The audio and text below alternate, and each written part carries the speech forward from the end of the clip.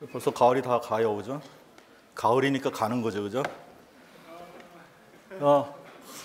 지난 시간에 했던 거 연이어서 우리 계속 시작하도록 하는데 그 블랙보드에 올려놓은 내용 중에 하나 내가 수업 시간에 잘못 얘기를 했는지 여러분들 이해를 잘못한 건지 좀 이상한 거 있어서 얘기를 하면 1912년도에 의약분업 얘기를 하면서 약 처방에 관한 얘기를 거기다 올려놓은 학생이 있어요. 그 당시에 약이 그렇게 많지도 않았을 텐데 성분명 처방이고 또는 뭐 약품명 처방이고 이게 문제가 되느냐 그런 얘기를 했는데 지난 시간에 제가 얘기를 한 거는 1912년 얘기가 아니고 최근에 벌어지고 있는 얘기를 한 거거든요. 최근에 와서 처방을 하면서 이걸 약품명으로 처방을 하는 게 성분명으로 처방을 하는 게 맞느냐 아니면 이 상품명으로 처방을 하는 게 맞느냐에 대한 그런 논란이 있다 이 얘기를 한 거지 1912년도에 그랬다는 얘기가 아닙니다. 그거는 아마 제가 전달을 잘못한 것 같아서 거기에 뭐 답들도 많이 이렇게 달아놓으셨는데 뭐 질문한 학생만 잘못 이해를 한 것 같고 다른 분들은 잘 이해한 것 같아요. 그래서 거기에 좀 에러가 있다는 거 말씀드리고 지난 시간에 저희가 일제 강점기에 대한 것들을 이제 대충 다 얘기가 끝났죠. 일제 강점기가 끝나고 이제 오늘은 이제 해방 이후에 나라가 독립하기, 그러니까 세워지기 전까지, 건국되기 전까지 소위 말하는 미국 군정기 그 기간 동안에 어떤 그 변화가 있었는가 이 얘기에 대해서 오늘은 공부를 할 차례죠. 지난 시간에 했던 내용 다시 한번 보면은 이거는 지난 시간 이전에 지지난 시간에 했던 거 우리 시스템 병원이 어떻게 있었고 그다음에 이제 위생경찰 제도가 도입이 됐고, 그다음에 의과 대학들이 어떤 식으로 이름이 바뀌었고, 그다음에 이제 의사들의 태도 이 부분에 대해서도 그 블랙보드에 올려놓으신 거 보면은 왜 칼을 차고 진료를 받느냐 이거 수업 시간에 잘 안 들은 거예요, 그죠? 수업 시간에 이게 듣다가 잠깐 딴 생각을 한 것 같은데 실제적으로다가 헌병들이었고 군인들이 와가지고 진료를 보니까. 군인이 갖춰야 되는 복장을 갖추고 진료를 받다. 물론 여기뿐만 아니라 뭐 교사도 마찬가지고 당시 상황은 그랬다. 그런 얘기를 했었습니다. 자, 지난 시간에 했던 것 중에서 선교병원 중에서 베이커스 기념병원, 그러한 기념병원 같은 것, 또 동대문 부인병원 같은 것들이 유명했고 의료 정책은 일본인 중심이었다. 식민의료 정책에서 일본인을 대상으로 하는 일본 그 의료 정책을 폈기 때문에 조선인 중에서도 혜택을 받은 사람은 있지만 그 대상은 그렇게 많지 않았다. 그리고 조선인은 굉장히 위생적으로 불결하고 굉장히 불결한 사람들이다 이런 얘기는 했지만 실제로 그걸 해결하려는 노력이나 아니면은 교육을 시키거나 하는 노력은 없었다. 그런 얘기를 했었습니다. 병원은 많이 늘었지만 의료 실적 면에 있어서는 상당히 미비했다. 그러니까 진료를 보기 위해서 만들어 놓은 병원들이 아니었다라는 얘기를 하는 거죠. 급성전염병은 거의 대부분 대한제국 시절에 통제가 됐고 그 이후에 결핵이나 나병 같은 만성 전염병을 대상으로 한 거로 정책이 바뀌게 되는데 이거는 뭐 선교병원도 마찬가지라고 그랬었죠. 그 이유는 이제 선교 활동이 어려워지면서 실제 외래 진료를 보는 게 제한을 받게 되니까 그런데 제한을 받지 않는 쪽으로 눈을 돌렸고 그것 때문에 나병이나 결핵이 정부에서 하는 것보다는 적어도 한 10년 정도 먼저 선교병원 민간에서 그 주도적으로다가 진행이 됐다 하는 얘기를 했었습니다. 그다음에 또 하나의 특징이 이제 이미 상당히 그 발전된 그 서양 의학이 들어왔기 때문에 그러니까 일반 병원보다는 일반 의원보다는 전문가를 내세우는 그런 개원이 처음서부터 시작이 되어 있었다. 그러니까 상당히 높은 수준의 의학이 처음서부터 우리나라에 들어왔다. 이제 그런 얘기를 했었습니다. 그리고 위생경찰 얘기를 했었고요. 갑오개혁 때 이제 실무 차원에서 시작이 된 거지만 일제 강점기 동안에는 상당히 중요한 역할을 했었고 물론 이 무단정치 때 헌병이 맡았던 그 기간 동안에는 이 위생경찰의 역할이 많이 줄어들었었죠. 그렇지만 그 기간이 굉장히 짧고 그 이후에 독립이 되고 난 이후에도 실제적으로다가 1960년대까지는 직제는 없어졌지만 위생경찰이라고 하는 제도는 없어졌지만 실제적으로 위생경찰의 역할을 하던 그런 경찰들은 있었다 그런 얘기를 했었습니다. 거기까지 저희가 지난 시간에 공부를 했었고 법제에 있어서는 1912년도에 만들어진 법칙의 1944년도에 통폐합되었고 그는 우리가 1951년도에 해방되고 난 다음에 한참 지나서까지 그 같은 법을 사용을 해왔다는 얘기를 했었습니다.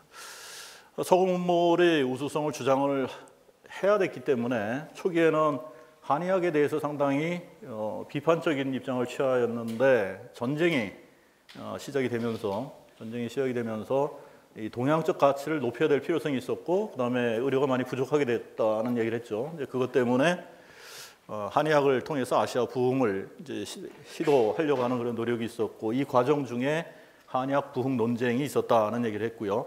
이때부터 시작됐던 한의학과 그다음에 의학 사이의 공존 문제가 지금까지도 사실은 계속 지속이 되고 있어서 지금도 별로 나아진 게 없다 이런 이야기가 지난 시간에 우리가 공부를 한 내용입니다. 그러면 오늘 이제 들어가는 내용은 지금까지 저희가 공부를 했던 상당히 많이 공부했죠. 거의 대부분 공부를 했고 나머지 이제 대한민국 수립 초기에 해당되는 이 부분에 이제 오늘 들어가도록 하겠습니다. 1945년도에 대한민국이 일제로부터 해방을 했고 우리가 스스로 해방이 된 게 아니기 때문에 상당히 좀 마음 편하지 않은 시간을 몇 년 동안 겪게 되죠. 그 기간을 우리 이제 군정기라고 얘기를 하게 됩니다. 그 군정기 사이에 어떤 변화가 있었는가? 오늘은 그 얘기가 주제가 되겠습니다. 다 아시다시피 1940년 8월 15일 날 일본의 무조건 항복인데 이 당시에 여러분들 어떻게 생각할지 모르겠지만 우리나라도 일본의 일부분이라고 사실은 연합국적에서는 봤던 것 같아요. 그러니까 우리는 점령제에 해당이 되는 거지 독립된 국가로 인정을 받지 못했거든요. 그래서 미군이 일본 본토를 점령하는 거하고 똑같이 우리나라 조선반도에도 들어와서 점령을 하게 되는 거죠. 그리고 나서 1945년 9월 7일입니다. 38선 남쪽에서 미 군정이 이제 실시가 되었고 9월 19일 날 제조선 미국 육군사령부 군정청이 이제 설치가 돼서 1948년 8월 15일 나라가 만들어질 때까지 거의 한 3년 동안 우리나라를 통치를 하게 되죠. 이 기간 동안에 북한에서 무슨 일이 있었느냐? 북한에 있어서는 자기네들 나름대로의 의료 체계에 관한 그런 시도가 있어가지고 1947년도에 전국에 있는 북한 전역에 있는 의료기관을 전부 다 국영화합니다. 물론 산간 오지에 있는 개인 병원들이나 개인 의원 일부분은 남겨놔요. 왜냐하면 거기까지 이제 국영으로 다 했을 경우에 의사들을 거기까지 파견할 수가 없는 상황이어서 산간 오지에 있는데 몇 군데를 놔두고는 전체를 다 국영화를 합니다. 이제 북한의 의료제도의 변화에 대해서는 아마 제일 마지막 시간에 그러니까 이 강좌 제일 마지막 시간에 우리가 공부할 시간이 있을 겁니다. 그때 가서 보게 되는데 이때 내세웠던 거는 뭐냐면 남쪽에서는 미군이 들어왔고 북쪽은 소련이 들어왔죠. 사회주의가 들어오게 되니까 사회주의 가치 체계에 따라서 이 의료라고 하는 것의 공공성을 강조를 하고 그것은 일반 개인들한테 맡겨놓을 수 없다라고 하는 것을 이제 말하자면은 하나의 논리가 되겠죠. 남쪽에 있어서는 이제 자유주의 가치 시장 원리에 따라서 의료도 마찬가지로 자본주의적 개념에 있어서 자유 개원이 이제 보장이 되어야 된다. 뭐 이런 얘기인데 실제적으로다가 뭐 마음대로 개원하게 놔두고 그러지는 않았지만은 어쨌든 기본적으로다 남쪽은 민주주의 자본주의 개념으로다가 사회가 운영이 되고 북한은 사회주의적 개념에 따라서 운영이 되다 보니까 이런 이제 차이가 나타나게 되죠. 의료기관이 국영화되고 그 다음에 이제 사실 무상의료 제도가 북한에서 우리보다 훨씬 먼저 실시가 돼요. 그러니까 우리나라에서 의료보험제도 지금 우리가 가지고 있는 굉장히 좋은 의료보험제도가 박정희 대통령이 그 혁명 이후에 서둘러서 갔던 이유 중에 하나가 북한에서 가지고 있는 그 상당히 당시 남북을 비교하면 좋았던 복지 제도를 빨리 쫓아가려고 했던 그런 이유도 있다 이렇게 지금 보고 있습니다. 어쨌든 간에 1945년도에 군정청이 실시가 되고 48년도 대한민국이 수립되기 있는 이 중간에 어떤 일들이 의료계에서 벌어졌는가 그 얘기를 이제 살펴보는 거죠. 해방 당시에 남북한의 의료 상황은 어떠냐? 남한이 절대적으로 우수했다. 지금 여기 밑에 이렇게 가리는 거 보니까 좀 빔 프로젝터가 좀 삐뚤어진 것 같아요, 그죠? 누가 키 큰 사람 올라가서 이렇게 좀 잡아주면 좋을 것 같은데.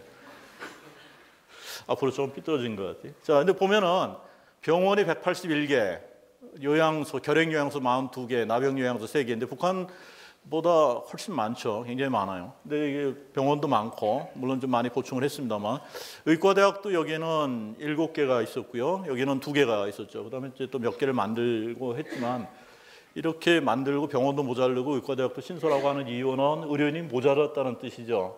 실제로다가 어떠냐 상황이 1949년당 인구당 의사의 비례를 보게 되면 남한의 경우는 5,800명당 의사 1명, 북한의 경우는 9,500명당 의사 1명. 그러니까 되게 한 5,000명, 10,000명. 뭐 지금 생각하면은 뭐 굉장히 그 열악한 상황이지만 어쨌든 간에 남쪽에 북쪽보다 2배 정도 더 많은 그런 의사들이 있었다. 인구 비례로 봤을 때 남쪽의 상황이 굉장히 좋았다는 거죠. 이런 상황이 있었고. 이런 속에서 남쪽이나 북쪽이나 할 것 없이 이제 그 어떤 방식으로 새로운 나라를 만들어가느냐에 대한 거는 모든 분야에서 다 논의가 있었을 거예요. 다 진행이 됐는데 의료 분야에 있어서도 그런 그 논란이 있었다라는 거죠. 1945년도에 해방이 되고 나라가 이제 본격적으로 만들어지기 시작하는 그런 준비 단계에서는 1947년쯤에 이 의료제도는 어떻게 개혁을 해야 되느냐 하는 그런 그 논란이 일어나요. 그걸 처음 이제 촉발시켰던 사람이 바로 이분인데 최응석이라고 하는 분이고요. 이제 그 뭡니까 그 북한의 인명 자전 그 자료를 찾아보면은 북한의 그 인민의사라고 영웅이죠. 인민의사 김일성 의과대학 교수로 이제 은퇴를 한 거로 돼 있고요.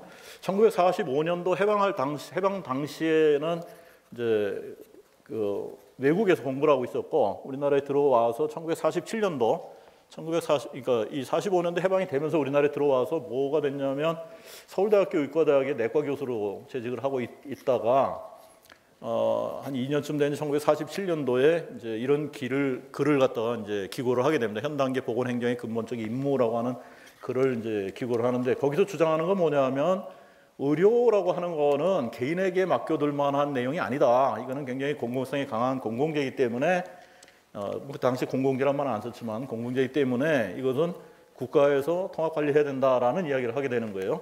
그래서 이 사람이 내세웠던 것은 세 가지의 기본적인 의료 축을 얘기하는데 하나는 국영병원, 국가에서 운영하는 병원, 또 하나는 협동조합병원. 이거는 뭐 지방이나 이런 어떤 마을이나 이런 거에서 아니 협동조합을 만들고 거기서 병원을 운영하는 거고. 세 번째가 기업은행이 아니고 개인 기업 병원을 갖다가 이제 이건 사병원이죠. 영리를 목적으로 해서 개인이 운영하는 병원 이렇게 이제 세 개로 나눠서 운영을 하다가 국가에서 운영하는 국영병원이나 또 협동조합병원이 제재를 잡으면은 이 영리를 목적으로 하는 개인 기업 병원은 점차 없애 나간다. 그것이 앞으로 의료제도에 가야 될 바다 이렇게 이제 주장을 하게 됩니다. 자, 이제 이 내용상으로는 굉장히 그 말하자면은 이제 좋아 보이죠, 그죠? 굉장히 좋아 보입니다. 그리고 국가에서 이제 이거를 맡아서 하려고 한다면은 그럼 시설이나 그런 자원이 있느냐라는 게 문제인데 병원은 상당히 많이 있다는 거죠. 관립병원이 9개가 있어 공립병원이 일본인들이 소유하던 병원이 145개나 있었고 그다음에 일본이 만들어놨던 관립병원이나 공립병원 그런 지방공사병원들이 60여 개가 있었으니까 거의 대부분 지역에 다 병원에 한 개씩은 있다는 거예요. 그러니까 그걸 갖다가 잘 관리를 하게 되면 국영병원은 다 채울 수가 있다. 그리고 모자르면 국가에서 돈을 줘가지고 협동조합을 만들어서 거기서 병원을 만들면 된다. 현실성이 있다 이렇게 주장을 했는데 당시 후생복지부 부장을 맡고 있었던 이제 이영설이라고 하는 분, 이분은 남쪽에 남아 계셨고요. 이분은 이 최영석 교수는 월북을 했기 때문에 이분 사진은 인터넷에 잘 안 돌아다닙니다. 근데 이분은 뭐 책에도 얼굴이 많이 나와 있는데 더 멋있게 돼 있는 게 나이 든 사진이고. 이분이 뭐라고 얘기를 하냐면 지금 그 주장이 현실성이 별로 없다는 얘기를 하죠. 이유는 뭐냐? 의료시설과 전문 과목의 담당자들이 병원을 제대로 되어 있는 병원을 운영하려면 상당히 부족하다. 사실은 이런 상황은 지금도 마찬가지예요. 지금도 예를 들자면은 환자들이 원하는 만큼의 시설이나 환자들이 원하는 만큼의 전문 의료진을 갖춘 병원은 과연 얼마나 될까라는 거죠, 그죠? 그걸 다 갖추려고 하면은 항상 모자랍니다. 그러니까 기본적으로 어느 정도까지 기준을 이렇게 세워가지고 채우긴 하겠지만은 몇 년 전에 대구에 있는 경북대학교 병원에 응급실에 응급 의료를 담당할 수 있는 의사가 없어서 응급 환자가 거기 갔다가 한겨울에 2명이나 사망하는 일이 발생을 했어요. 그렇다고 의사가 없는 병원이 아니고 그다음에 대구 경북 지역에 그 병원이 가장 커다란 병원인데도 불구하고 환자를 치료할 의사가 없었다. 전문 의사가 없었다는 얘기죠. 그러니까 이때 상황도 마찬가지죠. 그런 그 전문 과목을 담당할 수 있는 의료진은 상당히 부족하다. 아직 부족하다. 이게 이제 현실이라는 얘기를 했고, 그다음에 의료 국영화는 언젠가는 해야 될지 모르지만 지금 당장 해야 될 필요가 있느냐.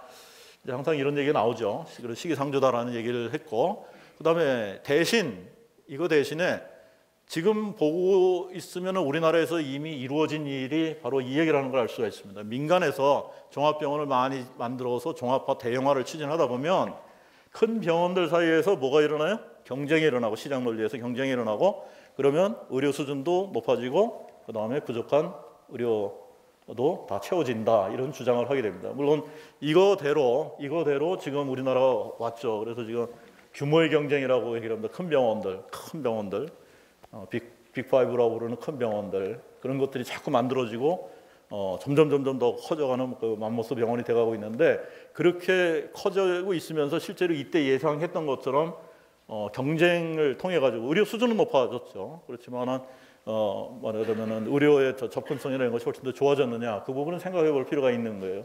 그죠?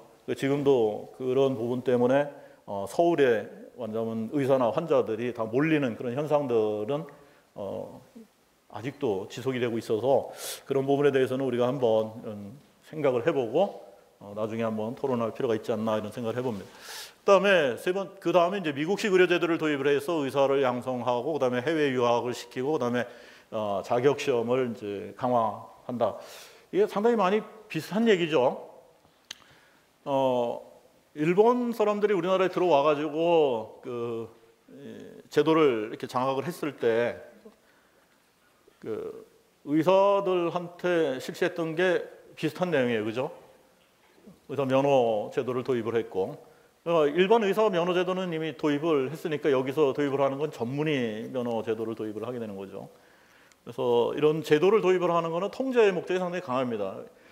겉으로 내세우는 이유는 항상 그렇죠. 그리고 상당 부분 그게 맞는 거는 뭐냐면 수준을 높인다는 거죠.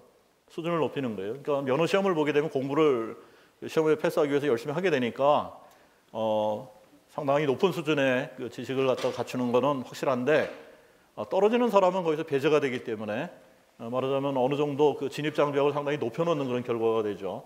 그래서 하여튼 그런 걸 이제 미국식으로다가 도입을 하려고 시도를 하는 것이 좋겠다, 이렇게 얘기를 합니다. 그리고 나타나는 게 이제 의료 국영화라고 하는 것이 실제적으로다가 현실적으로 그럼 가능했느냐?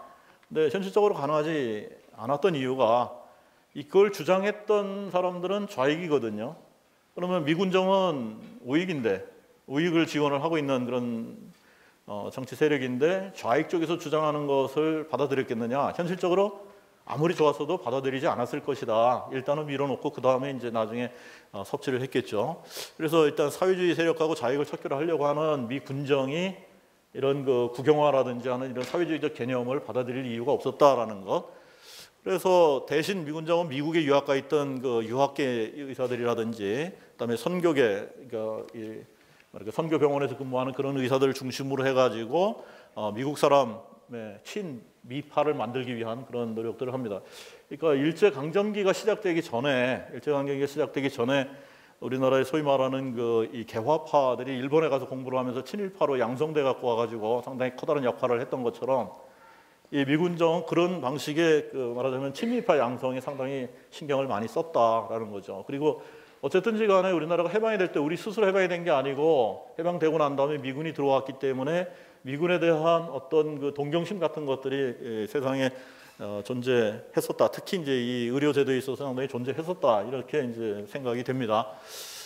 그렇게 된 이유는 뭐냐면, 미국하고 싸우던 일본이 이제 다 이렇게 차단이 되죠. 정보 유입이 되는 게 차단이 되니까 적국에다가 이렇게 새로운 그런 의학적인 발견이나 아니면 업적이나 이런 게 들어올 리가 없잖아요, 그죠?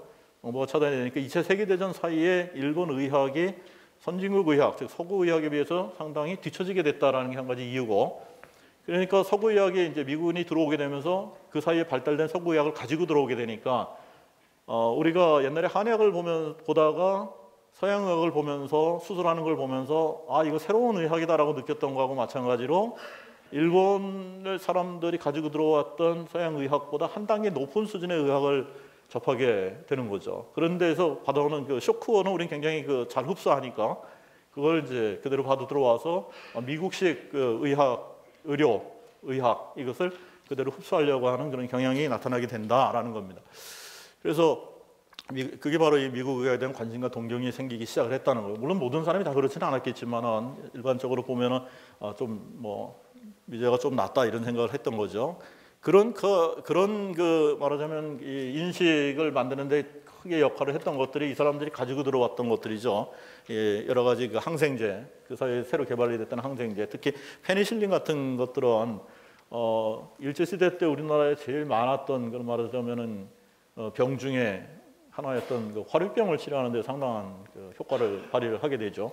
이제 그런 의미에 있어서 여러 가지 잘 치료가 안 되는 병들을 치료하는 데 효과를 받고, 그다음에 이와 같은 것들, 그걸 치료하는 데 있어서 그 DDT 가지고 들어와 가지고 여러 가지 그 말하자면 소독, 살균 제도, 살균을 하는데 활용하는 걸 보면 재미도 있고, 그러니까 호기심도 생기고 하는 이제 그런 이제 현상들이 벌어지게 됩니다. 근데 이제 이거는 겉으로 나타나는 일반적인 얘기고, 실제 벌어졌던 그런 그 일들은 어떻게 진행이 되느냐?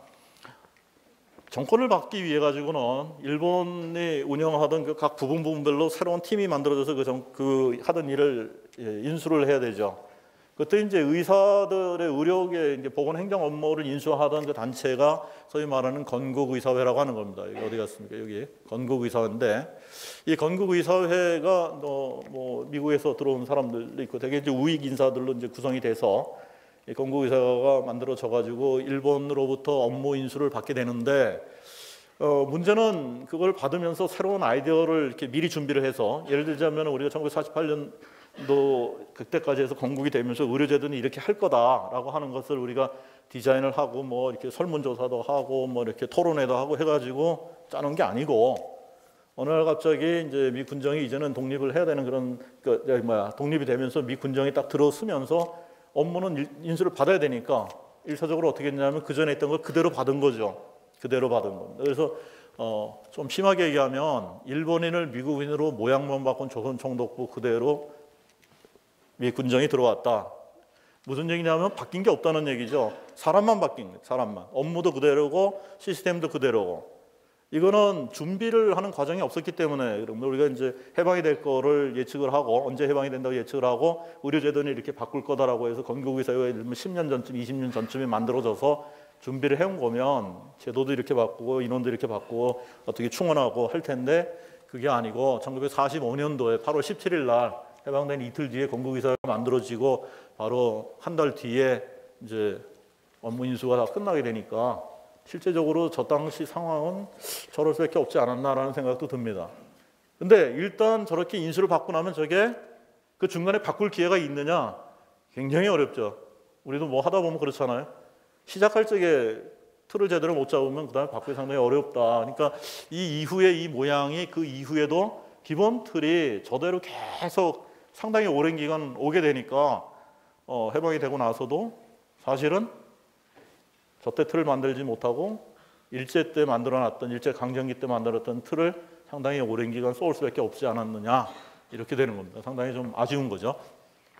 9월 24일 날 군정청 법령 1호가 위생과를 위생국으로 승격을 시켜서 한 일이 뭐냐 하면 의사 면허 제도를 도입을 하고, 그다음에 이제 한국인 직원은 뭐 고용을 해도 특별한 그런 역할 결정은 결국은 이제 군정청에서 하는 거니까 의료 면허 제도를 도입을 하는 것부터 시작을 합니다. 면허 제도를 도입을 하는 것은 이건 통제의 의미예요. 그죠? 일본 의사 면허 제도를 따라고 하는 것은 일본 관료의 명령을 받으라는 얘기고, 서양식 면허 제도를 도입을 해서 면허를 받으라고 하는 얘기는 이 시스템의 명령을 받으라는 얘기입니다. 이 시스템 속에 들어오려면 조건부죠. 이걸 받아라. 그래야지만 받아주겠다는 의미죠. 그러니까 처음에 그런 조건을 걸고 시작을 하게 됩니다. 그다음에 이 위생국의 가장 커다란 변화가 나타나는 것은 18호예요. 18호에서 위생국을 보건후생국으로 바꾸게 되는데, 보건후생국에 있어서의 업무하고 그다음에 여기에 합쳐진 그 부서를 보게 되면 어떤 성격을 가지고 있는지를 알게 됩니다. 업무는 대충 우리가 이제 보건 업무하고 후생 업무에 해당되는 것들이 여기 다 들어가 있는 걸 알 수가 있어요. 그런데 여기에 합쳐져 있는 이 부서를 보게 되면 항무국 사회과, 이 교육이죠. 사회과, 경찰국, 재민계, 이게 이제 위생경찰이 담당하고 있던 문제들이고, 그다음에 관방, 위사과, 보호계, 이거 뭡니까? 형사들이 하던 일들이거든요. 그러니까 무슨 그 자익 척결이나 이런 거와 관계 있는 거고, 그다음에 관공계에 있는 조선 노무자의 피난민 구호, 이게 이제 그 말하자면은 후생 사업에 해당되는 그런 얘기죠. 그러니까 실질적으로 다 보건 후생국에서 상당히 그 중요하게 우리가 지금 보건복지부에서 하고 있는 것 같은 일을 생각을 한다 그러면 질병이나 의료 시스템을 만드는 거라든지 아니면 의료 교육이라든지 또는 그 여러 가지 그 환자들에 대한 그런 후생 업무라든지 뭐 이런 것들을 담당하는 부서라기보다는 기존에 그런 것들을 만든 것이 아니고 기존에 있었던 위생경찰이 담당하던 것을 중심으로 해서 오던 일을 그대로 하나로 묶어놓은 것에 불과하다라는 거죠. 그렇다고 해서 여기서 아무 일도 안 했다는 의미는 아닙니다. 굉장히 중요한 일들을 이 과도기종한 수행을 했지만 실제 군정청 법률 18호에서 얘기를 하고 있었던 사변 재해 구조의 빈곤계층의 구조, 소아후생, 그다음에 종업원 후생, 주택 문제 뭐 이런 것들이 당장 그렇게 현실적으로다가 이루려고 한다면 제일 커다랗게 필요한 게 뭐 같아요? 제일 크게 필요한 게 돈 문제거든요. 이거 하는데 사실은 복지 문제라고 하는 거는 돈이 상당히 많이 필요한, 의료도 마찬가지로 돈이 굉장히 많이 필요한 거예요. 보건의료는 돈이 상당히 많이 필요한 사업입니다. 그렇죠? 그런데 이런 그 시스템과 그런 이런 일을 한다는 목적을 만들어 놓고 실제적인 지원이 이것을 구현할 수 있을 정도로 됐는가? 독립되고 나서 돈 쓸 일이 굉장히 많았겠죠. 여기저기에 해야 될 일이 굉장히 많았을 겁니다. 거기에서 이것이 어떤 우선순위를 차지하고 있었는가? 이 부분에 대해서는 나중에 누가 한번 조사를 해서 발표를 해보면 좋지 않겠나 이 생각을 해요. 자, 그리고 난 다음에 이제 계속 바뀝니다. 15개국으로 늘었다가 그다음에 직제 개편 또 줄었다가 더 줄다가 48년도에 나라가 만들어지고 난 다음에 건국하고 난 다음에 더 줄어요. 막 줄어서 버립니다. 오히려. 그러니까 규모가 솔직히 말하면 언제가 제일 컸느냐? 일제강점기 때가 제일 컸다. 일제강점기 때가. 그러다가 그때는 물론 이제 전쟁 중이었고 조선인들 갖다 어떻게든지 건강하게 만들어서 뭐에다 쓴다고요? 전쟁 무기로 사용하기 위한 게 큰 거죠.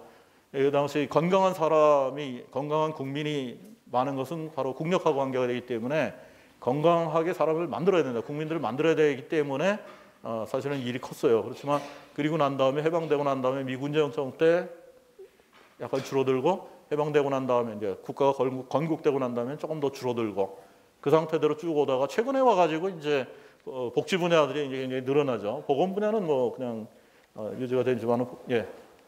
미국은 일본과는 우리나라를 식민 통치했던 게 아니잖아요. 근데도 점령 통치하고 식민 통치하고의 차이가 뭐라고 생각을 하시나요? 누가 좋은 생각이 있나? 실제적으로다가 저때 말하자면은 우리나라 사람들의 독자적인 그 결정에 의해 가지고 정치나 저걸 할 수 있는 그런 상황은 아니었죠. 이게 모든 그 군정청장이 대통령 역할을 하는 거니까. 그러니까 그거는 뭡니까 식민지 선에서 헌병대장이 정치를 했던 거하고 똑같은 거죠. 나라가 만들어지고 나서 비로소 이제 우리 스스로 나라를 다스리기 시작한 거니까. 그럼 미국 입장에서는 어떤 이유로 그렇게 글쎄요, 제가 그 당시에 미국 사람은 아니어서 그때 제가 결정한 건 아니지만 처음에 얘기를 했던 것처럼 우리나라는 말하자면은 싸워가지고 우리가 독립한 게 아니다라는 시각을 가지고 있다고 봐요.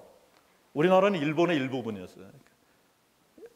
일본이 우리나라를 점령하기 이전부터 미국 사람들은 우리나라를 일본의 일부라고 인식을 하고 있었다. 그러니까 대한제국 때 그렇게 가가지고 외교권을 우리가 잃지 않도록 그렇게 사람을 보내고 해도 아무런 인정을 받지 못했던 이유가 이미 조선은 일본의 일부라고 생각을 했던 거 아닌가 싶어요. 그러니까 여기서도 마찬가지로 우리나라에 말하자면 독립을 시켜준 나라에 미군이 들어온다고 해서 거기에서 무슨 뭐 권한을 이렇게 군정청을 만들어서 정치를 하겠다. 이게 총독부하고 군정청하고 다른 게 뭡니까? 똑같은 거거든요. 제가 욕하는 건 아니고 우리 입장에서 보면은 어차피 외국 사람이 와서 지배를 하는 거는 같은 시간이라는 거죠. 그러니까 그걸 만들어 놨으니까 그쪽에서는 왜 그렇게 할 수밖에 없었느냐? 일본은 적이고 저건 전쟁에서 지면 당연히 가서 이렇게 점령을 하고 전쟁 비용 같은 걸 배상을 받아야 되잖아요. 그러면은 우리가 원하는 대로 거기다도 놨고 전범도 처벌을 해야 되고 똑같은 개념을 가지고 여기 들어온 거 아닌가 그렇게 생각을 합니다. 다른 생각 가지고 계신 분이 있으신가?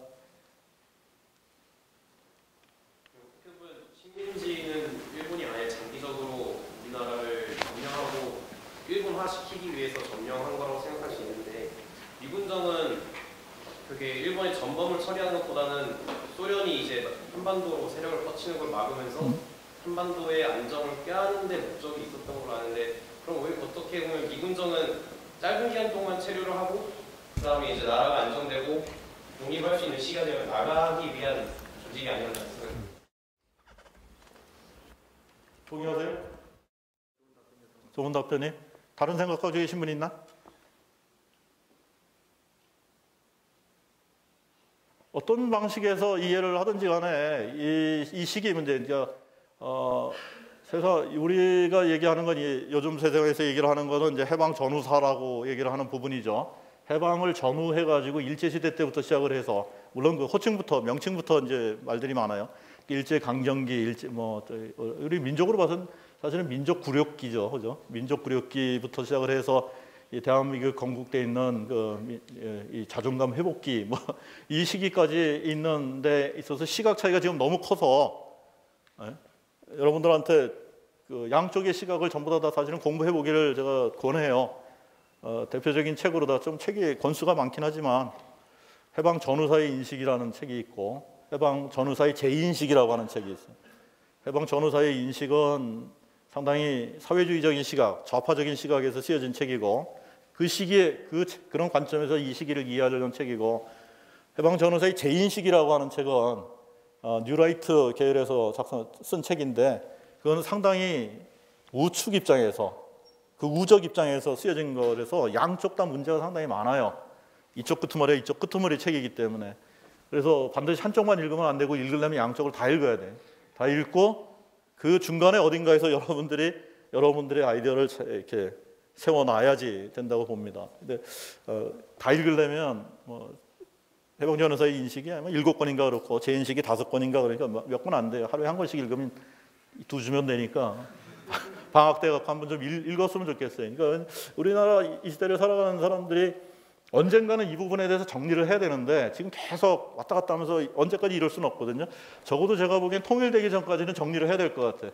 그 정리를 여러분들이 나름대로 아이디어가 없으면 정리가 안 되고 다른 사람들이 끌려가게 마련이니까 어쨌든 이 시기에 그 미 군정의 성격을 어떻게 볼 거냐라고 하는 것도 의견 차이가 되게 많으니까 그거는 이제 좀 더 그 역사학이나 사회학을 하는 분들, 정치학을 하시는 분들하고 얘기를 하고 여기서는 이제 의학 얘기를 하는 거니까 군정청이 있으면서 의료계에 있어서만큼은 보면은 새로운 거를 시도를 하거나 새로운 걸 만들려고 하지는 않았다라는 얘기입니다. 그런 의미에서 보게 되면 일제 강점기 때 만들어놨던 제도의 연속선상에 미군정청이 존재한다. 그러면 성격상으로 봐서는 같은 부류에 속하지 않느냐 이렇게 저는 생각을 합니다. 그런 의미입니다. 다른 의견들은 또 블랙보드에다 또 의견들 올려주시면은 또 같이 나누도록 하겠습니다. 해방 이후에 이제 건국 이후에는 이제 보건부가 되고 뭐 이렇게 되고 이제 양무가 여기 들어오게 되고요. 그다음에 보건사회부로 되고 그다음에 또 뭐 계속 정권 바뀔 때마다 바뀌고 이렇게 되어 옵니다. 근데 실제로 이 군정청에서 했던 보건후생부의 주요 사업이라고 하는 것을 크게 나눠 갖고 4가지. 첫 번째 미국식 제도를 도입하려고 했다. 근데 성공하지 못해요.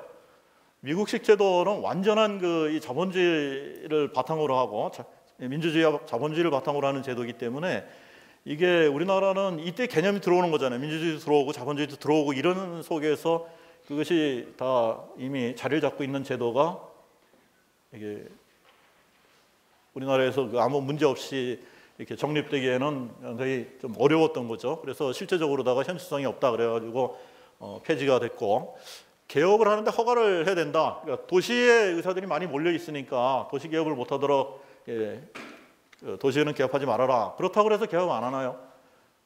실제적으로는 도시의 의사 집중 현상은 과거나 지금조차도 사실은 해결이 별로 되지 않았다라는 겁니다. 이 다음 슬라이드에서 상황을 일단 보여드릴게요. 실제적으로다가 사립병원은 자기가 문을 열고 싶으면 아무 데서나 개업을 할 수 있는 그런 체제였다라는 것이죠. 의료 체제의 변화, 국가에서는 공중보건을 담당하고 민간에서 진료 서비스를, 이거 굉장히 중요한 개념인데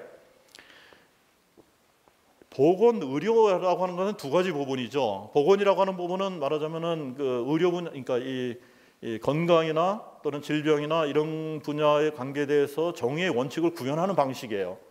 모든 사람한테 똑같이 진료를 받을 기회를 제공하고 모든 사람들한테 똑같이 말하자면 위생적인 환경을 제공하고 하는 이런 것들을 만드는 건 국가의 책임이다. 그건 공공분야에서 하는 게 맞고, 그런 거에 가장 대표적인 게 뭐냐면은 보건소나 보건지소 같은 것들이죠. 그러니까 진료를 받을 환경이나 이게 없을 때 진료에 대한 동등한 그 기회를 제공하기 위해서 국가에서 그걸 만들어서 운영을 해야 된다라는 개념이고요.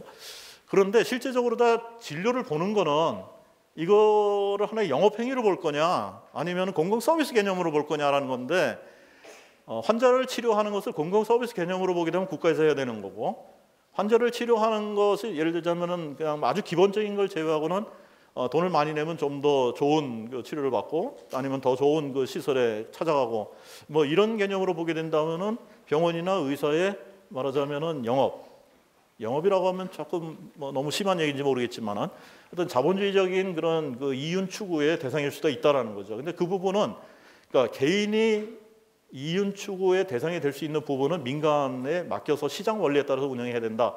이게 이제 소위 말하는 미국식 자본주의 개념이고, 그걸 이제 이때 처음으로 도입을 해서 세팅을 합니다. 그 시스템이 지금까지 계속 오고 있는 거죠. 거기에 이제 우리나라는 이제 사실은 국가에서 일부 통제를 해요. 그러니까 이 모든 것을 갖다가 이것을 진료 서비스를 100% 민간에 맡겨놓지 않고 국가에서 통제를 하죠. 어떤 방식으로? 보험이라고 하는 제도를 가지고 통제를 하고 있습니다. 그죠? 그러니까 굉장히 좋은 제도긴 해요. 근데 문제점이 조금씩 나타나기 시작을 하니까 이제쯤은 좀 손을 봐야 될 때가 오지 않느냐 이런 생각을 하게 되는 거죠. 어쨌든 이게 군정청에서 했던 가장 중요한 시스템의 변화 중에 하나다라는 얘기고, 보건 예산은 얼마 안 됩니다. 1.2%. 이게 1947년보다 이제 이때보다 3배 정도 늘어났다 그러는데, 우리나라 보건 복지 예산이 몇 프로쯤 차지합니까? 국가 예산에? 누가 아는 사람? 내년도 보건복지부 아니요. 내년도 우리나라 국가 예산 중에 보건복지 예산이 얼마나 돼요? 그 보건복지 예산이 얼마나 변화돼 왔는지 이거 누가 한 명 조사해 가지고 다음 시간에 발표 한번 했으면 좋겠는데. 누가 할래요? 보건학과 학생 있나?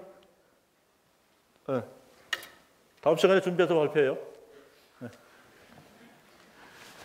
자, 실제적으로다가 이게 자본주의가 들어오게 되면서 공공 분야의 의료가 상당히 말하자면 떨어지고 돈을 벌려고 하는 개운이들이 많이 늘었다. 지금 이제 이게 정설입니다. 근데 실제 통계가 제공해주는 답은 꼭 그런가라고 하는 생각을 하게 만들어요. 이제 몇 가지만 이렇게 빈칸 다 누군가가 채워주면 좋겠는데, 개원의를 보게 되면은 1944년, 49년대 개원의 비율이 70%가 넘습니다. 그러니까 저 때는 의사는 개원이다. 그러니까 큰 병원이 없었다는 뜻이죠. 대학병원이라든지 아니면 종합병원이 없어서 고용된 의사가 없었으니까 저 때는 저랬을 것 같아. 그죠? 그러면 이 상황에 개원의가 이렇게 많다라고 하는 거가 지금은 어떨까? 지금도 상당히 개원의가 많죠. 그렇지만 큰 병원들이 많으니까 고용되는 의사도 많이 있다고요. 국공립병원 숫자가 얼마나 되냐? 사립병원. 이게 이제 공공병원이고 이게 민간병원이라고 본다면, 이게 이제 자료를 갖다 병원 숫자로 다 비교를 지금 못해서 이때는 이제 그 병상 숫자가 나와 있어서 본 건데, 49년대 78%가 공공 분야에서 병상을 가지고 있었어요. 이제 20%밖에 안 되거든요. 근데 지금 현재 공공 분야 병원이 7%밖에 안 돼. 2010년도 데이터니까 지금 2014년도 이제 최근 데이터는 이제 조금 달라졌겠지만은, 지금 그 말하자면 병상 숫자가 아니라 병원이 아닌 보건소까지 다 합쳐도 30%가 안 되거든요. 공공의료 분야가 30%가 안 된다. 그러면 30%가 안 된다. 그러면 여기가 70%가 개원이었다. 그러면 변한 게 없다. 그죠? 이렇게 볼 수도 있는 거죠. 실제로다가 문제가 되는 건 이 부분입니다. 공공병원에서 일반 환자, 공공 업무를 수행하지 않는 일반 질병을 치료하는 환자 비율이 늘어나고 있다라는 얘기입니다. 그러니까 공공병원이 공공병원의 역할보다는 일반 환자를 진료하는 역할로 가고 있다라는 얘기죠. 그러면 이게 좋은 방향이나 나쁜 방향이나 어떻게 생각하세요?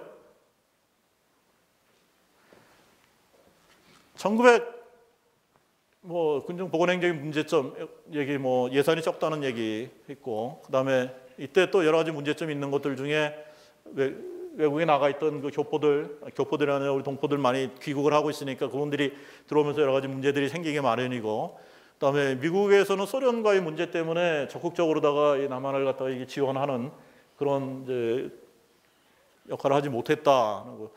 사회적으로 굉장히 불안했다 아시는 얘기고요. 보건행정기구 몇 달 만에 이렇게 계속 바뀌고 자꾸 바뀌어 나가니까, 바뀌면 아무것도 못 하거든요. 계속 바뀌고 짐 싸다 풀고 이렇게 되니까. 좌익 세력의 방해 공작 뭐 이런 것들 때문에 사실은 보건행정이 제대로 틀을 못 잡았다는데 앞에서 얘기했던 거 그 뒤로 계속 나가게 되면 의사는 이전에 했던 거하고 똑같아요. 의사가 모자르면은 이런 거 앞에 한지자를 붙여가지고 제한적인 면허를 준다 그랬었죠. 그럼 이제 한지 면허를 주게 되는 것은 그러니까 의료 부족 사태가 있다라는 얘기, 그죠? 의료인이 부족하고 병원이 부족하고라고 한다는 그런 뜻이죠. 자, 상태가 어땠느냐? 1948년도, 이게 46년도죠. 1946년도에 해방되고 그 다음에 보게 되면 이 도시별로 한번 봅시다. 서울에 2,000명이에요. 한지 의사는 6명밖에 안 되는데 2,000 합쳐서 하여튼 2,070명. 그 다음에 경기도가 510명. 경기도가 굉장히 작은 데죠. 경기도 굉장히 조그마해요. 서울은 엄청 크고 서울이 경기도보다 4배쯤 크죠. 이렇게 됐단 말이에요. 그래서 4,000명 중에 반이 서울에 있었다. 전국의 의사 2,800명, 1940년 2,800명 중에서 한 800명 정도만이 제대로 된 의사였다. 뭐 이런 얘기. 상당히 많이 모자랐다는 뜻이죠. 해가 좀 지나가면 어떻게 되느냐? 이 당시에 인구 비례를 보게 되면 한국은 여기가 있죠. 5,800명, 아까 5,800명이라고 했습니다. 북한은 얼마나 됐다고요? 10,000명 조금 안 되죠. 9,800명 정도 된다고 그랬어요. 자, 미국은 당시 700명입니다. 우리가 의사가 무진장 모자란 거죠. 그러니까 미 군정을 하는 사람들이 와서 보면 말도 안 되게 의사가 없는 거예요, 지금. 의사가 무지무지하게 부족한 거예요. 병원도 많이 부족하고. 그런 관점으로다가 이 상황을 보고 있었을 것이다라는 얘기죠. 지역별로 치과에서도 마찬가지로 서울에 몰려 있어서 1인당 서울의 85%, 1인당 700명. 그러니까 서울의 의사 숫자의 1인당 그 환자 숫자 비율을 보게 되면 그죠? 의사 1인당 698명, 약 700명의 사람을 대상으로 하게 되니까 미국 수준이에요. 지방은 11,700명. 그러니까 도시 집중 현상이 엄청 컸다라는 거죠. 그러니까 이 이후에는 의료 정책에 있어서 가장 중요한 것 중에 하나가 지역 간 격차를 줄이는 데로 집중을 하게 될 수밖에 없는 거죠. 저 데이터를 보면 어떻게 되느냐? 그 이후에 지금 2014년 데이터입니다. 올해 데이터를 보게 되면 아까 46년도에 서울에 85%가 있었고 1인당 700명이라고 그랬죠. 자, 인구 숫자를 댄 게 서울이 지금 300명, 360명, 700명 정도 되는 데가 여기 경상남도, 경상북도가 제일 많아서 한 800명 이렇게 되죠. 그러니까 상황이 굉장히 좋아졌죠. 엄청 좋아졌어요. 그렇지만 서울하고 그다음에 경상북도하고 비교를 하면 아직도 한 2배 정도 차이가 난다. 지금도 그러니까 여러분들 여행할 적에 어디 가서 아프면 안 돼요? 경상북도, 충청남도, 울산, 인천 여기 가서는 아프면 안 돼요. 건강할 때 가는 동네. 아프면 어디로 가요? 서울, 광주, 대구. 광주 데이터 이게 한번 찾아봐야 될 것 같은데 생각보다 광주 가정이 높은 이유는 뭐냐면은 이 KTX 라인에서 빠져있기 때문에 그래요. KTX 라인이라고 KTX 효과라고 해서 모든 그 비즈니스가 부산서부터 KTX 타고 서울로 쫙 올라오면서 이게 짧은 시간 안에 업무를 보게 됐잖아요. 환자도 저 지역에서 병원 찾아다니는 것보다 KTX 타고 서울로 오는 게 훨씬 시간이 덜 걸린 응급인 경우에. 그러니까 그쪽에 의사들이나 다른 병원들이 제대로 살지 못하니까 딴 데로다가 이렇게 퍼져나가는 현상. 거기서 벗어나 있는데 그러니까 이쪽이 워낙에 무슨 시설이 좋아서 그렇다기보다도 그런 효과라고 저는 생각을 합니다. 인구 1000명당 의사 숫자가 얼마냐?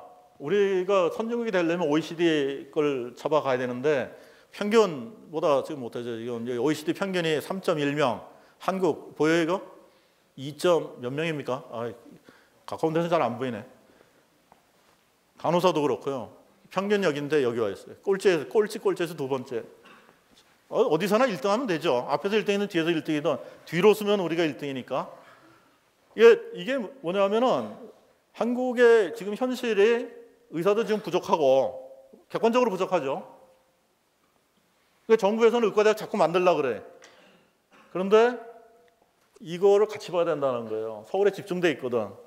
아무리 만들어도 서울에 집중되는 것을 막을 방법을 제시하지 않는 한 아무리 만들어도 안 된다는 얘기죠. 그죠? 그래서 제가 좀 과격한 얘기를 저는 가끔 해요. 그래서 지방의사 면허 제도를 갖다 도입해야 된다. 제가 전에 한번 얘기를 했죠. 경기도에 있는 의과대학을 졸업하면 경기의사 면허증을 주고 강원도 의과대학 졸업하면 강원 의사 면허증을 줘서 거기서 최소한도 10년이고 20년이고 지나고 난 다음에 전국 의사 면허증 제도를 시험을 봐서 그때 가서 이제 움직이게 하지 않으면, 그러면 지방에다가 그 의과대학을 만들어 봐야 아무 소용이 없다. 그렇게 된 이유 중에 하나가 아까 항목장이 우생부장이 얘기했던 거가 틀렸기 때문에 그래요. 병원이 대형화되다 보면 경쟁이 돼갖고 의료 수준이 좋아질 거다 그랬는데 실제로는 사이퍼네요. 거기서 스펀지로.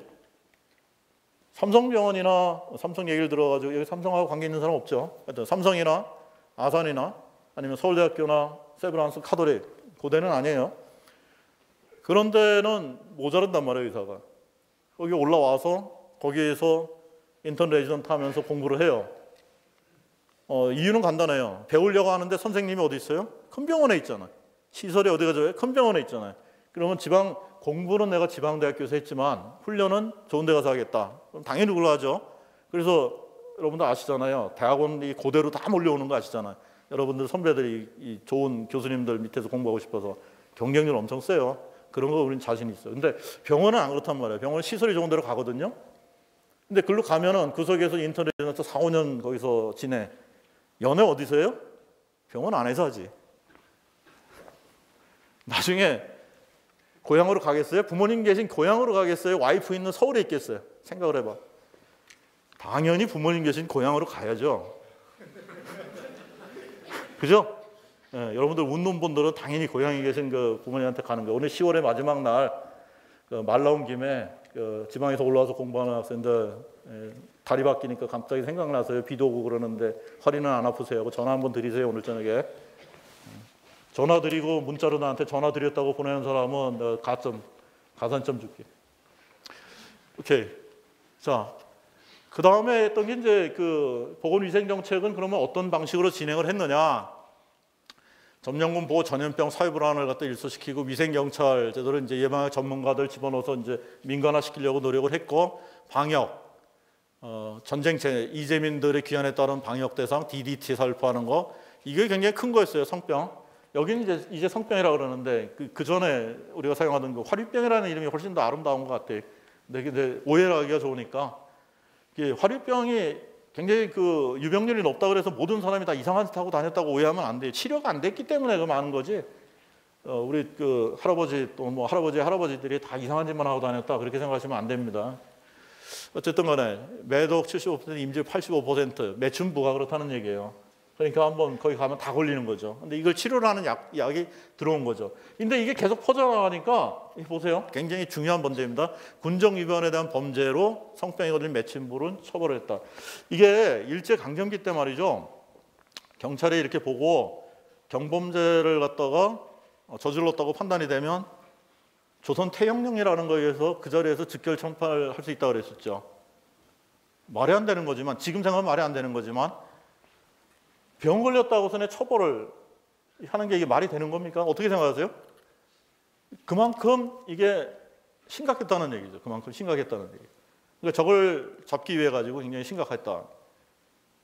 만약에 지금 같으면 말이죠. 지금 그 미국에서 지난번에 그 에볼라 그 환자 그 자원봉사를 갔던 간호사가 미국에 들어가면서 격리가 돼 있는데 그 환경 때문에 막 얘기를 하고 오바마 대통령까지 그러지 말아라 그랬는데 국방장관이 그날 이제 또 뭐 군인들 격리시키겠다 뭐 이런 얘기하고 그랬었잖아요.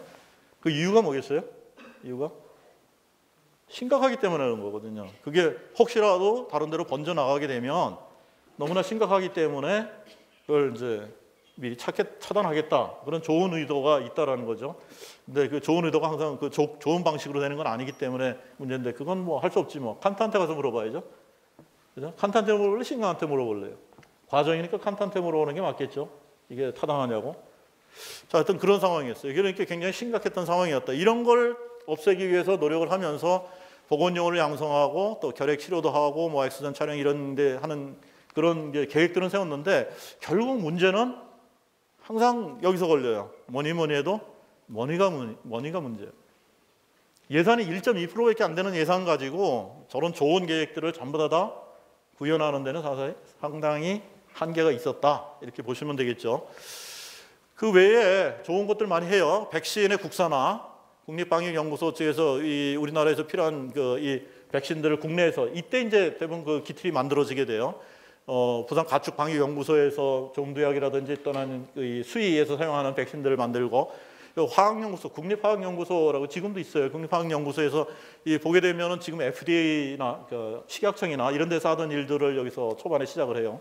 그러면서 이제 나중에 이제 분류가 되면서 이제 NIH나 FDA 쪽으로 KNH나 KFDA 쪽으로다가 이제 업무가 이제 이관돼 가는 거죠. 이런 일들이 군정청태 시작이 됐으니까 우리나라의 보건 환경의 말하자면 발전에 굉장히 커다란 기여를 했다고 볼 수 있겠죠. 교육 문제에 있어서는 그러면 어땠느냐? 교육 문제에 있어서는 한바탕 소동을 겪고 가요. 교육이라고 하는 거는 굉장히 중요하죠. 왜 중요하냐면 어떻게 교육을 받느냐에 따라서 어떤 결과물이 나오느냐, 그렇죠? 어떤 아웃컴, 교육학에서는 아웃컴이라고 그러는데 어떤 아웃컴이 나오느냐가 중요한데 여기서는 지금 이제 말하자면은 이념 논쟁도 있고 그런 상황에서 실제적으로다가 제일 큰 문제는 뭐겠어요? 일단은 일본한테서 독립이 됐으니까 일본의 잔재를 청산시키는 거, 교육 부분에 있어서 청산시키는 게 굉장히 커다란 문제 아니었겠어요? 그리고 나왔고 이제 사상적으로다가 이제 극자부터 극우까지의 이런 극심한 그런 혼란기 속에 의료계도 예외는 아니었단 말이죠. 근데 그 속에서 아까 얘기했던 것처럼 병원 전체를 국영화시켜라. 말이 안 된다. 이거는 완전히 시장 논리에 맡겨라. 이런 양쪽의 그런 의견들 속에서 그러면은 학생들을 어떤 방식으로 어떤 방향으로 가르치느냐가 굉장히 중요해지죠. 그래서 실제로 그거를 시도를 하다가 이제 문제가 이제 발생을 한 게 소위 말하는 국대원 사건이라고 하는 겁니다. 국대안 파동이라고 하는 겁니다. 국대안이 뭐냐면 국립서울대학교 설치안, 국대안입니다. 국서안이 아니고 국대안이에요. 국립대학교 설치안. 아이디어는 아주 간단한 거예요. 근데 뭐 이런 걸 추진했던 이유는 해방 이후에 일제 군국주의적 교육 정책을 청산하고 민족주의 요청을 수행하는 새로운 교육에 대한 요구가 있으니까 그걸 갖다 구현을 하자. 굉장히 타당한 얘기입니다. 이거 가만히 보면 무슨 생각나요? 이토 히로부미가 우리나라에 딱 와갖고 제일 먼저 한 게, 그러니까 의료계에서 제일 먼저 한 게 뭐죠? 대한의원 만든 거죠. 기억나요? 대한의원을 만들었어요. 그러니까 대한제국에서 운영하던 병원, 일본 군에서 운영하던 병원들 다 합쳐가지고 그걸 가지고 대한의원이라고 하는 걸 통합하고 학교들을 거기에 부속시켰죠. 결국은 병원과 그다음에 교육제도, 의학 교육제도를 통감부 직속으로다가 흡수하는 그런 노력이었던 거죠. 비슷한 거라고 보실 수는 없나 하는 생각을 한번 우리가 해봐야 되는 거예요. 자, 일제 때 만들어졌던 학교가 몇 개가 있는데 제국대학이라고 하는 거. 제국대학은 일본의 정식 국립대학입니다. 그죠? 굉장히 수준 높은 일본에서 가장 자랑스러워하는 최고급 인재들이 다니는 대학교예요. 저기는 조선인들이 들어가는데 학생 숫자를 4분의 1 이하로 제한한다 그랬었죠. 경성 제국대학이 해방이 되면서 제국자를 띄고 경성대학이 돼요. 경성대학교 총장은 점령군이 아니라 미 군정 산하에 있는 해군 대위가 총장을 했었어요. 그때 이름은 제가 잊어버렸는데 경성대학 밑에 3개 학부가 있었어요. 법문학부, 의학부, 이공학부 3개 학부가 있었고 이거 보면은 이제 우리하고 비슷하죠. 이 본교 캠퍼스, 그다음에 여기 녹지 캠퍼스, 그다음에 이공계 캠퍼스 이 생각이 드는데 하여튼 3분야가 있었는데 이 3개의 학부하고 전문학교가 6개가 있었거든요. 전문학교하고 그다음에 관립학교까지 다 합쳐서 이제 사립학교 빼면은 9개, 6개가 아니고 9개군요. 6자하고 9자가 막 헷갈리네. 하여튼 9개가 있었는데 이거를 전부 다 합쳐요. 이때 없던 게 뭐가 없냐면 예술학교가 없었어요. 전문학교 중에 예술 전문학교가 없어가지고 이제 음악 대학을 만들면서 이제 음악학과를 만들면서 예술대학을 하나 추가를 시켜가지고 이제 다 합쳐가지고 종합대학을 만들겠다. 이제 이게 이제 아니에요. 근데 이게 사람들이 무슨 문제가 생길 것 같아요? 3개의 학부장 3명 없어지고 6개 전문학교 교장 6명 없어지고 그죠? 합치게 되면은 교수 100% 다 이렇게 충원하는 거 아닐 테니까 교수들 해고되는 사람들 좀 나올 테고 학생들 중에 또 옮기다가 자기가 원하지 않는 대로 가는 사람들 생길 테고 그다음에 누가 주동이 돼가지고 할 거냐? 연세대학교하고 세브란스가 합쳐질 적에는 대등하게 합쳐져서 연세대학교가 됐고 고려대학교하고 우석학원이 합쳐질 적에는 고려대학교가 흡수해갖고 그냥 고려대학교가 됐고 어느 쪽이 주도권을 잡느냐라는 게 굉장히 중요한 의미가 있는 거죠. 자, 그래서 이거를 이렇게 해서 만든다고 하니까 교수도 반대, 직원도 반대, 그다음에 학생도 반대, 다 반대. 그 싸움이 1946년부터 48년까지 3년을 갑니다. 3년이 지나가지고 이제 합쳐지게 되는데 목적은 이런 거죠. 주요 대학을 미국식 교육 제도를 개편한다. 선진 분모를 받아들일 수 있는 제도를 개편한다. 굉장히 좋은 아이디어인데 실제적인 숨은 목적은 이것이 아니었나라고 하는 게 결과를 보면 이제 나타나게 되죠. 이런 걸 하겠다. 반대. 왜 반대를 하느냐? 하나의 학교로 보면 캠퍼스가 하나로다가 이렇게 모여야 되는데 그런 캠퍼스가 없다라는 거죠. 그러니까 학생을 다 수용 못한다. 그리고 그렇잖아요. 그 여러 군데 있는 흩어진 학생 다 합치면 학생 그 정원을 무조건 늘릴 수 있는 것도 아니니까 반대하겠죠. 교수 부족하다. 경비 절감 실제로 될까? 이런 거. 관선이사회 이게 그 저런 걸 만들면은 이제 팀을 짜가지고 거기서 운영을 하니까 기존에 9개하고 그다음에 제국대학, 경성대학까지 합쳐가지고 있던 거기에서 저 역할을 하던 사람 다 실직자 되는 거잖아요. 물론 그게 이유는 아니었겠지만은 몇 명이 그 많은 학교들 그걸 전체를 다 하는 게 과연 효율적이냐? 그리고 그 사람들이 정하는 방향이라고 하는 것이 과연 좋은 거냐? 이런 논리가 나오는 거죠. 그것이 학원의 자치 및 학문의 자유를 침해할 여지가 있다 이런 얘기를 하게 되는 거예요. 그리고 난 다음에 이게 이공계통이 상대적으로 이거는 지금도 마찬가지인 것 같아요. 우리 맨날 얘기하잖아요. 뭐 국가에서도 맨날 우리 이공계 육성 얘기를 하는데 이공계 육성 장학금 받고 의과대학 오는 학생들 많아요. 아니 의과대학이 이공계가 아니란 얘기 아닙니다. 적어도 근데 공계도 있어요. 의공학과라고 있으니까 공계도 있는데 국가에서 그 국가장학금을 주고 의과대학에 가라고 주는 건 분명히 아닐 텐데, 그죠? 이제 그런 생각. 매번 선거할 때마다 이공계 육성에 대해서 과학 부흥 뭐 이거 계속 나오는데 매번 나오는 거 보면 제대로 안 된다는 얘기죠. 되면 얘기가 안 나올 텐데. 지금도 하여튼 비슷한 건데 우리 학교는 어때요? 저 비디오 녹화하는 게 딴 데 선생님이 보면 좀 그렇긴 하지만 우리도 마찬가지죠. 지금 총장님 돼가지고 지금 이공계에 좀 관심 가지지 그 전에는 전혀 이렇게 얘기하면 좀 심하나? 아부가 충분히 됐나 모르겠네. 근데 중요하단 말이에요. 근데 이때도 마찬가지예요. 근데 실제적으로 다 이런 친일 교수를 배제한다거나 이런 것도 이제 사실은 문제가 됐고. 근데 안쪽으로 겉으로 드러낸 건 저렇게 하다 보니까 이제 학생들도 뭐 등교 거부하고 뭐 교수들도 막 이렇게 나가고 다 그만뒀다가 이제 나중에 다 정리가 되고 난 다음에 복직 요청 받을 적에 복직을 하겠다고 한 사람도 있고 난 도저히 여긴 못 다닌다 그래서 스스로 그만둔 사람들도 있고 교수 429명 중에 최종 남은 교수가 몇 명이냐 100여 명밖에 안 남았다고 그래요.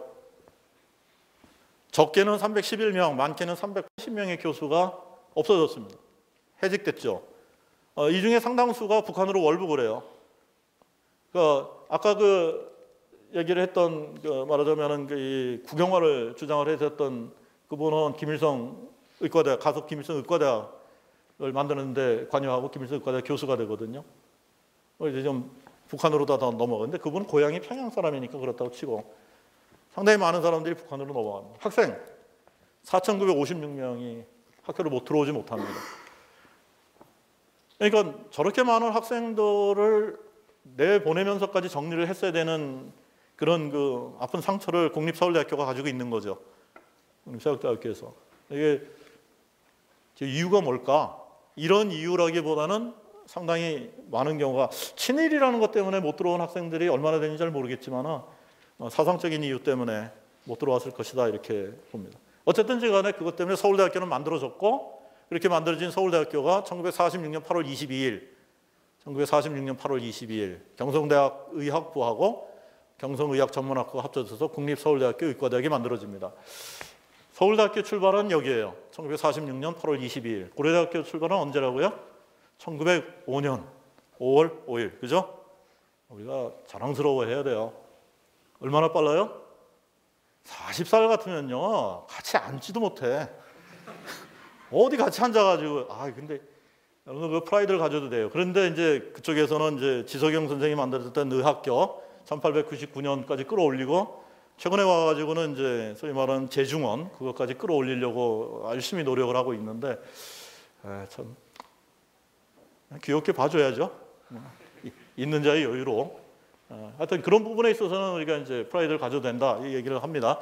1947년 8월에 세브란스 의전이 세브란스 의과대학으로 이름을 바꾸게 되고요. 역시 마찬가지로 세브란스라는 이름을 가지게 된 것은 1947년이고 세브란스에서 얘기하는 거는 물론 이제 광해군이 설치된 1885년 이때가 이제 시초다라고 얘기를 하고 있죠.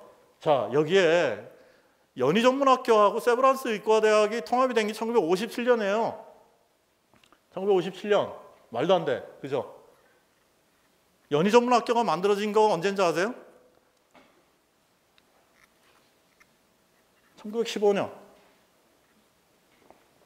합쳐놓고 나니까 뭐라고 얘기를 하냐면 연세대학교가 자기네들이 1885년도에 만들어졌다고 주장을 해요. 그러라 그래.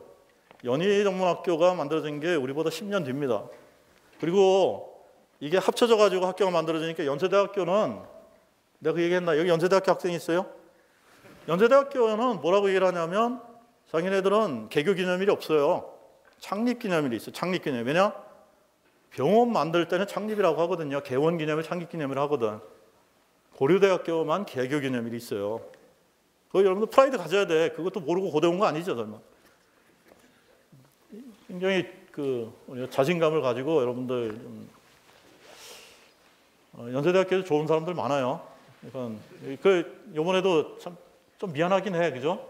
5대0으로 다 이기고 좀 미안하긴 한데 이게 부족하니까 자꾸 이런 거 주장하고 그러는데 한번 여러분들 상황이 그렇다.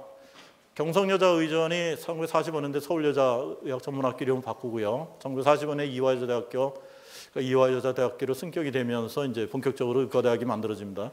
그러니까 의대가 이름을 의대로 갖는 건 1951년. 그다음에 이화여자대학교는 간호학과 물론 이제 이 양성소는 서울대학교도 있었고 세브란스도 있었어요. 그런데 이제 정식 대학교 학과로 만든 건 이대가 처음이에요. 그런 부분은 이제 인정을 해줘야 될 것 같고. 뭐 대구, 광주, 부산대학교, 성신대학교, 이 성신대학교 카톨릭입니다. 카톨릭이 이제 카톨릭대 의학부로 만든 것도 1954년. 그다음에 경성치과의전, 한의과대학이 53년대에 만들어지면서 65년대에 경희대학교가 되죠. 요 한의과대학이 어디에 있냐면 여기 안암동에 여기 있으면서 우리가 알아야 되는데 여러분들 이 한의과대학이 어디 있었는지 알아요? 여기서 나가가지고 개원사 사거리에서 의과대학 병원 쪽으로다가 고개를 쭉 넘어 내려가면은 고개를 넘어서 내려가면은 신호등이 하나 있는 교차로가 있어요. 거기서 오른쪽으로다가 마을버스 타고 가게 되면 거기 있는 성신여자대학교로 가는 그 사거리 왼쪽으로 올라가는 약간 오르막길, 그 길 이름이 뭔지 아는 사람? 한의대로예요. 한의대로. 거기에 저 한의과대학이 있었어요.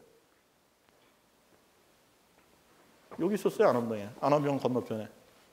그게 이제 저쪽 경희대학교 쪽으로 이상한 거고. 이름만 남아있는 이름만. 거기까지 우리가 사야 돼요.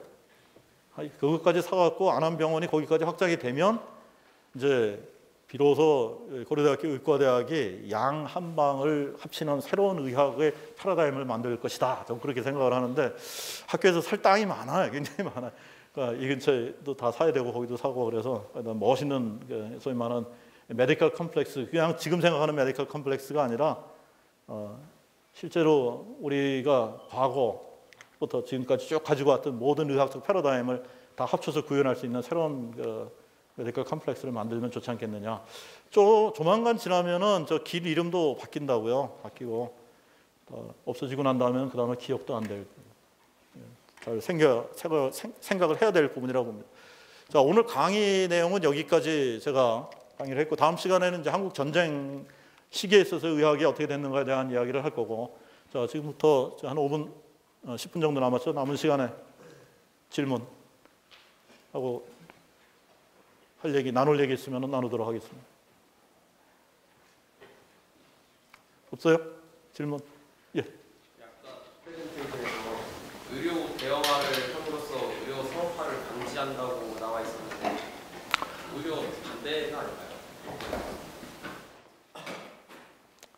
의료 상업화라고 하는 거는 예를 들자면은 그러니까 모든 사람이 담합을 해가지고 말이죠.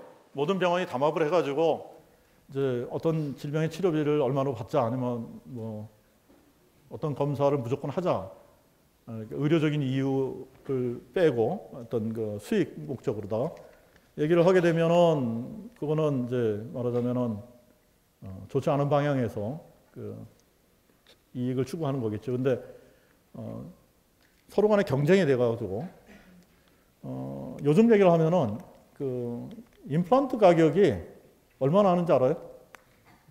많이 내려갔어요. 임플란트가 처음에 우리나라에 들어왔을 적에 임플란트 재료비가 100만 원 넘어가고 시술비가 한 500만 원 이 정도 받던 게 요즘은 100만 원 이하로 내려갔죠. 그 이유는 국산 임플란트들이 개발이 돼서 나오기 시작을 했고, 이 대형 치과 병원들 사이에서 소위 말하는 그 임플란트 하는 시술에 대한 경쟁이 생기기 시작했어요. 그러니까 이걸 얘기하는 거죠. 개인 치과 병원에서 만약에 임플란트 시술을 하면은 그거는 재료비에다가 자기가 투자를 했던 시간하고 그걸 하는데 필요한 여러 가지 기구들 투자했던 시설비들을 다 뽑아야 되니까 비용을 낮추는데 한계가 있지만, 대형화가 되면 이게 공동 투자가 되는 거잖아요. 그러니까 그 비용이 줄어드니까 가격을 낮출 수가 있는 거죠. 일종의 시장 논리죠. 그 다음에 다른 병원하고 경쟁이 되니까 거기서 내가 취하는 이득을 좀 낮추고, 그러니까 10% 이득을 남기던 걸 5%로 줄이면 5%만큼 가격이 더 내려갈 수 있는 거죠. 옛날에 라식 수술 처음 시작할 때 엄청 비쌌었죠. 지금은 라식 수술 상당히 리즈너블한 가격으로 내려왔고, 다른 것도 마찬가지. 병원의 경우에 있어서는 경쟁이 되면서 이게 내려가야 되는데 가격이 왜 안 내려갈까? 진료비가, 대형 병원의 진료비가 떨어지지 않고 더 높은 이유가 뭘까? 그 부분은 우리가 생각을 해야 돼요. 왜 생각을 해야 되느냐 하면 실제로 그거를 나중에 가서 해결을 해야 될 사람들이 누구라고 제가 맨날 얘기하지만 그걸 해결해야 될 사람들이 여러분들이거든요. 여러분들이 그 실제 그 시스템 속에 들어갈 사람들이니까. 대형 병원이 되게 되면 투자가 많이 들어가야 되고요. 병상 숫자를 유지하게 되면 그 병상당 법으로 다 거기에 갖춰야 될 조건들이 법으로 다 정해져 있다고요. 그러면 예를 들면 100개의 병상을 가지고 있는 병원에서 침대 하나가 이렇게 환자를 아마 99명이 입원해 있는 거하고 1000개의 그 병상을 가지고 있는 데서 그러니까 1%가 빠져서 예를 들면 990개. 그러면은 실제 베드 숫자로 보게 되면 10개의 베드가 쉬게 되는 거거든요. 그때 전체 규모로 보면은 퍼센테이지는 더 작아질지 모르지만 절대 액수로 보게 되면 그 액수가 적은 게 아니거든요. 그래서 늘어나게 됩니다. 그 부분을 어쨌든지 간에 누군가한테는 부담을 시켜야 되는 거예요. 보험에서 받아주든지 환자한테 부담을 하든지 아니면 자기 이익에서 줄이든지. 그렇죠? 근데 그 부분에 대한 근본적인 답이 없으면은 그런 의문점은 계속 생길 수 있다는 거죠. 답이 됐는지 모르겠네요. 아니면은 혹시 저 친구 질문에 대해서 다른 생각을 가지고 있는 사람 있어요?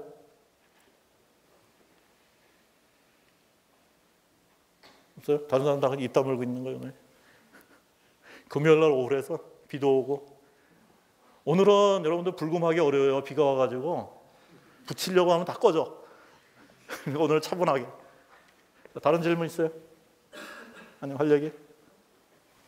가격으로 경쟁하신다고 했는데 의료보험으로 가격이 정해진 것들에 대해서는 경쟁이 안 되는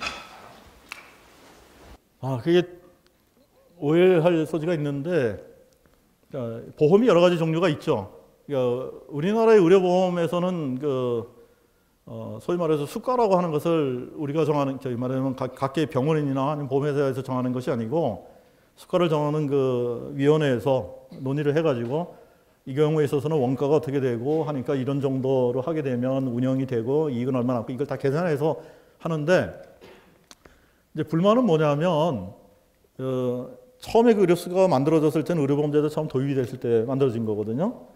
그 당시에 사정을 기준으로 해서 만들었다고요. 그러고 나서 시간이 상당히 오래 지났거든요. 상당히 오랜 시간이 지났는데 물가도 올라가고 그다음에 시설 투자도 재투자도 일어나고 하는데 그 수가라고 하는 것이 변화가 그렇게 많지 않았다는 거죠. 그러니까 의료계에 있어서는 그 부분만큼의, 그러니까 말하자면 원가가 올라가는데 이게 따라서 올라가지 않으니까 손해가 난다 이렇게 주장을 해요. 그럼 실제로 어떻게 나오느냐?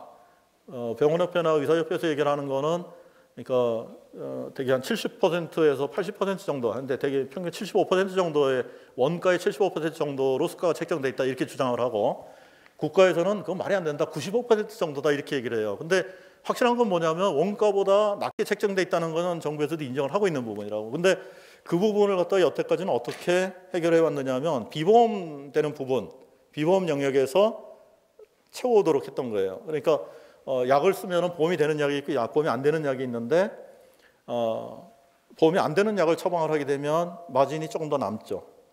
그렇게 해가지고 적자가 나는 법을 메워갖고 왔는데 작년에 들어와서 이제 구체적으로다가 이제 시행이 되는 게 이제 포괄수가제가 시행이 되면서 그 여지가 다 없어져 버리게 돼 버렸거든요.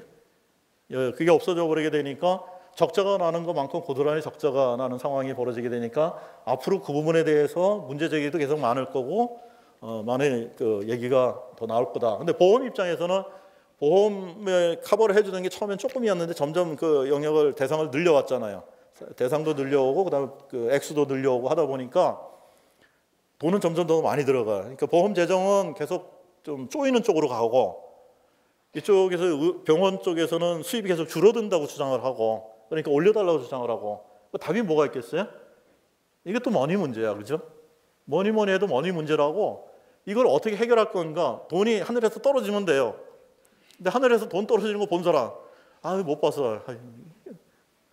없어요. 그 무슨 영화에는 그 광화문에서 이렇게 돈다발 날리는 거고 무슨 그 안 좋은 영화인데 이렇게 도박하는 영화인데. 근데 그런 거 벌어지지 않는 한은 어떻게 해야 되겠어요? 적정선에서 맞춰야 되는 거예요. 그러니까 의료계에서도 원래가 자기네들이 주장하는 거에서 어느 정도 더 말하자면 견딜 수 있는가라고 하는 안을 내놔야 되는 거고 환자나 보험 쪽의 입장에서도 그쪽에서 예를 들자면 지금까지 보험으로 커버되는 것들에서 얼마만큼 희생할 수 있는가. 예를 들자면 감기가 걸려도 다 4차 병원 가잖아요. 4차 병원을 가요. 감기가 걸려도 보험이 안 돼야 되는 건데 실제로 4차 병원에 가서 이거는 4차 병원 오면 안 되는 거니까 보험이 안 돼야 되는데 병원에서 그렇게 하면은 병원에 그 사람이 다시 안 온단 말이에요. 그러니까 이게 그런 병이라는 표시를 안 한단 말이죠. 보험 혜택을 받아요. 자, 감기 환자가 동네 병원을 가야 되는데 동네 의원을 가야 되는데 대학병원을 오게 되니까 여기 안암병원을 왔으면 그 동네 의원은 손님이 없어갖고 파리를 날린다 이런 표현을 써요. 그러니까 동네 의원에 예를 들자면 뇌종양 환자가 오면은 그 환자를 받아서 치료를 할 수 있는 시설이 돼 있느냐? 없어요. 그 환자는 여기로 보내야 돼요. 근데 감기 환자는 안 보내고 거기서 치료를 해야 돼요. 근데 지금은 환자도 감기도 동네 병원에서 주는 약 먹어갖고는 안 낫는다.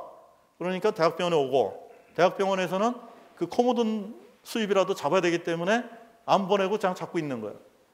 이런 거에 있어서 예를 들자면 환자 입장에서도 감기는 하여튼 동네 병원 가는 거다 이런 인식을 가져야 되고 그다음에 보험공단에서도 감기 가지고 종합병원에 오면은 이건 100% 본인 부담에 페널티까지 물어야 된다. 이걸 해줘야 되는데 서로 간에 이게 지금 누가 지금 나서냐라고 하는 그런 단계가 좀 있는 것 같아요. 그러니까 그 부분은 앞으로 좀 해결이 돼야 되겠죠. 누군가가 나서야 되겠죠.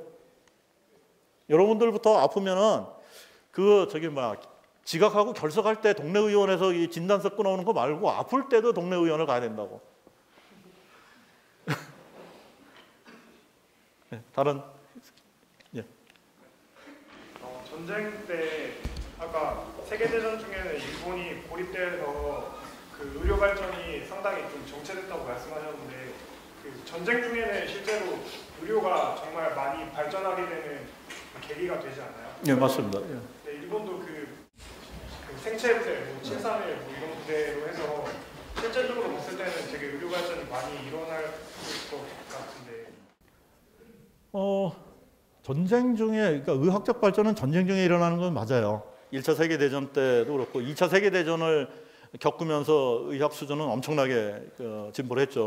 우리나라의 경우에 있어서 이 다음 시간에 얘기하는 한국 전쟁을 지나오면서 우리나라의 의학 수준이라고 하는 것이 말하자면 걸음마 수준에서 그다음에 그 장년 수준으로 다 성장을 하게 되거든요. 근데 그거는 맞는 얘기인데 제가 얘기하는 건 뭐냐면 의학이라고 하는 건 정보가 이렇게 오고 가고 하는 그런 속에서 이렇게 자체적으로 성장하는 게 몫이 있는데 2차 세계대전 때는 일본, 독일, 이탈리아를 중심으로 하는 팀하고 나머지 나라를 중심으로 하는 팀하고 격리가 돼 있었죠. 물론 그 이후에 보게 되면 이제 소련을 중심으로 하는 동구권하고 그다음에 미국을 중심으로 하는 서구권 사이에서도 또한 장벽이 있었잖아요. 그 장벽을 건너서 정보가 오고 가는 거는 통제를 하죠. 그것 때문에 새로운 발견이 물론 이제 뭐 이런 여러 가지 첩보나 이런 걸 통해서 가지고 들어올 수 있지만 그것이 논문이나 아니면은 그런 그 학술 대회나 이런 걸 통해 갖고 바로바로 즉각적으로 흡수를 해가지고 발전시키는 것만큼은 더디죠. 예를 들면 페니실린 같은 것은 이제 뭐 미국이나 2차 세계대전 서구에서 굉장히 했지만 일본 쪽에 없었던 건 아니지만 드물었다고요. 왜냐하면 대량 생산하는 그런 균주라든지 대량 생산하는 시설이 없었기 때문에 그런 의미에서 이해를 하면 될 것 같아요. 자, 시간이 다 됐기 때문에 마지막으로 들었던 한 명만 더. 의료 수가 관련해서 만약에 대형 병원 같은 경우에는 장례식장을 운영하거나 각종 건강검진 비용을 통해서 수가가 낮더라도 다른 이익을 얻을 수 있는데 동네 병원 같은 경우에는 그러면 수가가 그렇게 낮게 책정되면은 따로 해결책이 없나?